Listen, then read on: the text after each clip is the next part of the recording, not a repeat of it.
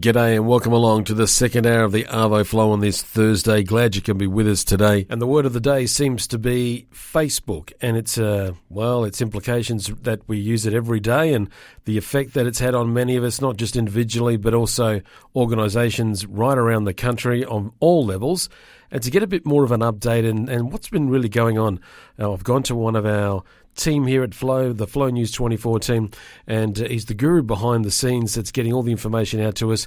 Ricky Lambert, thank you for coming into the studio. Ricky, how are you today? Oh, great. Thanks, Clayton. What are we missing here? What's been going on? I mean, why did this all happen to begin with? You almost got to trace it back to when the federal government decided it would take on Google and Facebook on tax, decide they needed to pay tax in Australia. And then they've gone and said, now you need to be paying for the news that you share from Australian news sources. And they had this bill in the parliament that they were going to force them to pay for the news.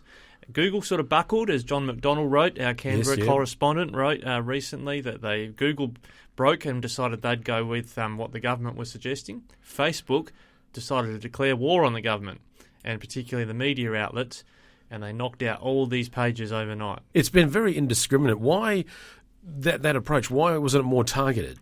Well, it was...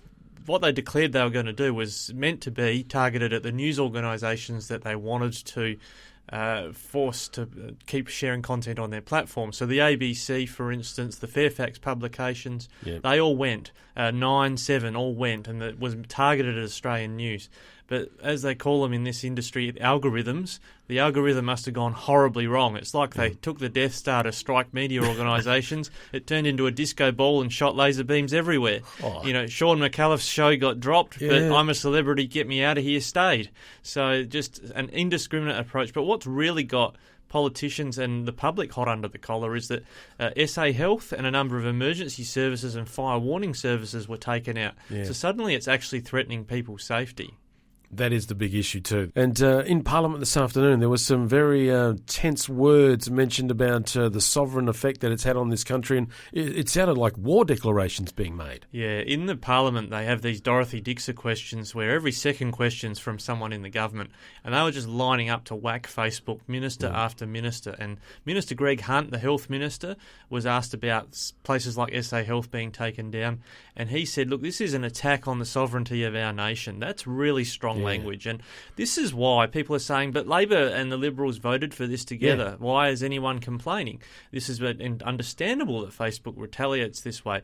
You've got to understand this is a big battle between a sovereign nation in the form of Australia and a technology giant that is in the pockets of many, many Australians, if not 90% plus of Australians. Their ability to influence what people read and think, this is a battle for the hearts and minds of Australians. Well, how many people in Australia get their news from Facebook, just out of curiosity? Well, the statistics I was just looking at before suggest that there's about 21% of Australians actually go to social media to get their news. Now, I'd suggest that's maybe a younger demographic. Yeah. But the number one used social media platform in Australia is Facebook, just slightly ahead of YouTube, with 16.5 million monthly visitors, according to the University of Canberra. So that's above the ABC and other news websites, the Murdoch sites, news.com and all that as well. Yeah, the reach of these organisations is massive, and you just got to look in your pocket to see why that's the case. People are looking at their phones and they've got their alerts switched on and they're just in the midst of looking at cat videos and what Auntie Nellie's wearing this week. You know, there's Facebook sharing news stories. So all media organisations, including Flow News 24, is there. Thankfully, we haven't been hit in the purge, and so we've kept sharing our stories online because it's a way of reaching people that aren't otherwise hearing about what we've got to share with them. And we'll be doing more of that, and Ricky will be updating the story, I guess, for as long as it needs to be done. So we can go to flownews24.com.au, check our Facebook page, folks, and keep up to date with what's going on. I love the way you talked all about that, Ricky. You mentioned Star Wars, you mentioned a 70s disco reference, and cat videos, all in the space of 3 minutes. I absolutely love it. Thanks, Ricky. We'll catch up with you again. It's a pleasure. Thank you. On the way for you this hour, more of our chat with Aussie country music favourite Adam Harvey. We're going to hear a track from his latest album too, called Songs from Highway 1, which is out tomorrow.